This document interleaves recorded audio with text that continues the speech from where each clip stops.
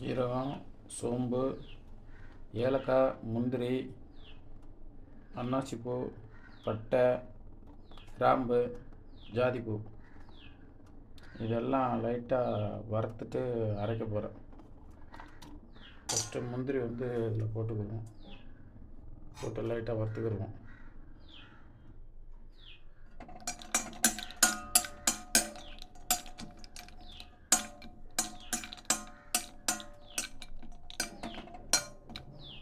லைட்டாக வறுத்தா போதும்.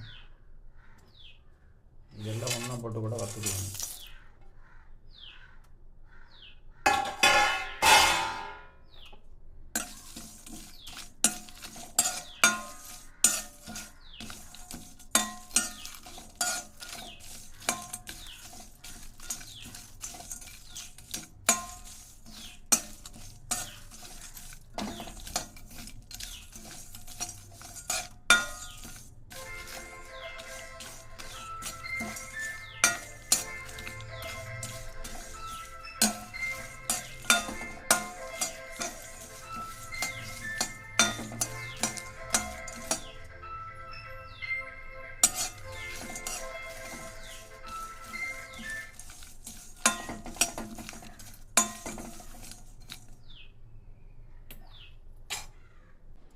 இந்தளவு பூண்டு, இந்தளவு வெங்காயம் ரெண்டையும் மிக்சியில் அரைச்சி வச்சுக்கணும். பூண்டு தனியாக, வெங்காயம் தனியாக அரைச்சிட்டு வதக்கணும். இது பட்டர் கொஞ்சம் போட்டுக்கிறேங்க. சூப்புக்கு எண்ணெய் ஊற்றாதீங்க, பட்டர் கொஞ்சம் போட்டுக்கிறேங்க. பட்டர் போட்டுட்டு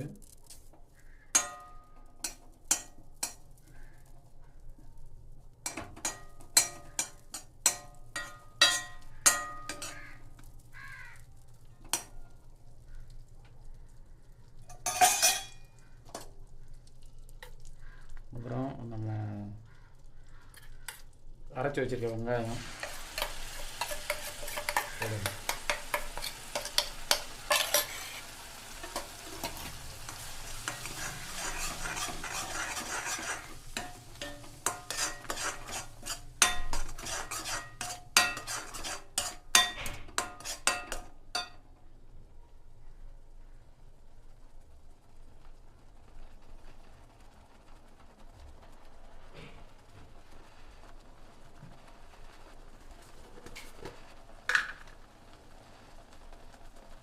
கொஞ்சம் மஞ்சள்தூள்,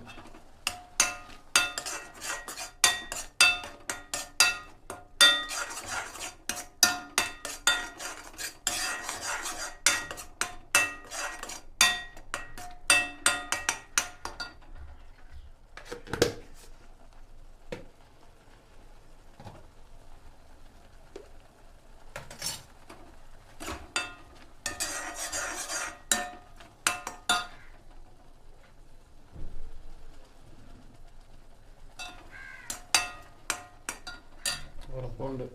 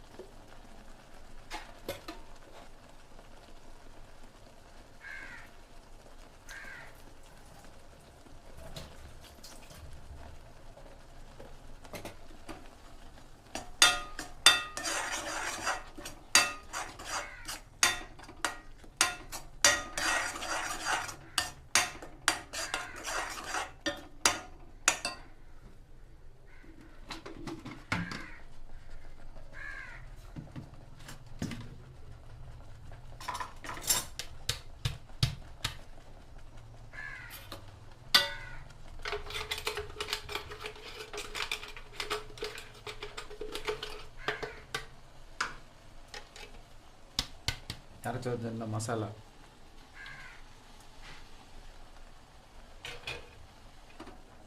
எல்லாம் போட்டு கொஞ்சம் நேரம் வதக்கிட்டு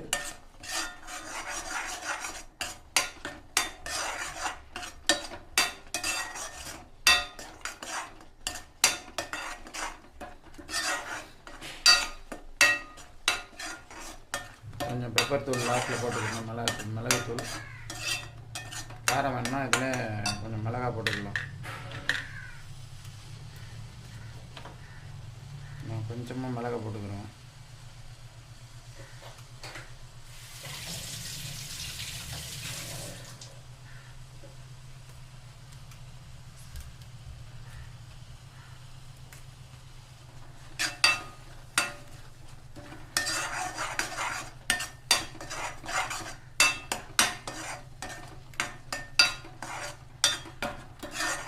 தேவையான அளவு உப்பு போட்டுருங்க. உப்பு ஃபஸ்ட்லேயே போட்டிங்கன்னா அந்த கிழங்கு ஒரு மாதிரி உப்பாக இருக்கும். ஸோ அதனால் உப்பு தேவையான போது கொஞ்சம் கொஞ்சமாக ஆட் பண்ணிக்கணும். இப்போ நம்ம இதில் கொதிக்க வச்சுருந்த சூப் எடுத்து இதில் ஊற்றிடணும்.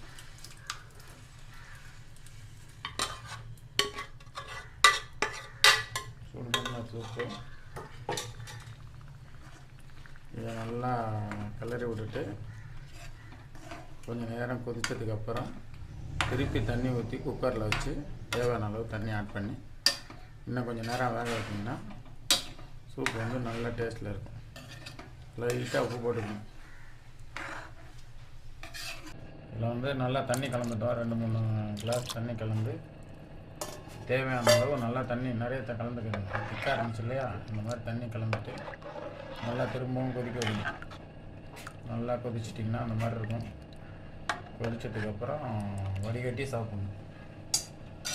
இது மாதிரி பொங்கி வரும் தண்ணி கலந்தது. லாஸ்ட் ஃபைனலாக வந்து கொத்தமல்லியும் கருவேப்பிலையும் கட் பண்ணி வச்சுருக்குது. இந்த பாருங்க, கருவேப்பிலை கொத்தமல்லி கட் பண்ணி வச்சுருக்கேன். இதை தூவிடணும்.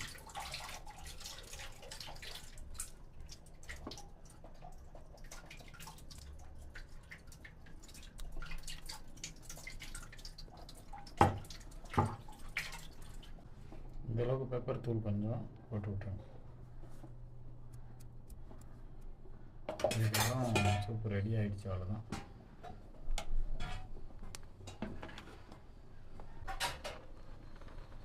இப்போ வந்து சூப்பை வந்து எடுத்துட்டு கூடாது வடிகட்டிக்கணும். இந்த மாதிரி திருப்பி வரும். வடிகட்டிட்டு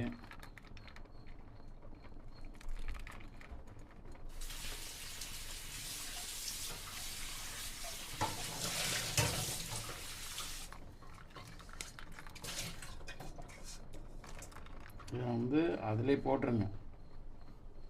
அது கூட அதிலே போட்டு விட்ருங்க. இதிலே போட்டு விட்ருங்க. ஏன்னா இது திரும்ப திரும்ப ஊறிட்டுருக்கும். 2 தடவை கொஞ்சம் தண்ணி ஊற்றி கொதிக்க வச்சுக்கலாம்.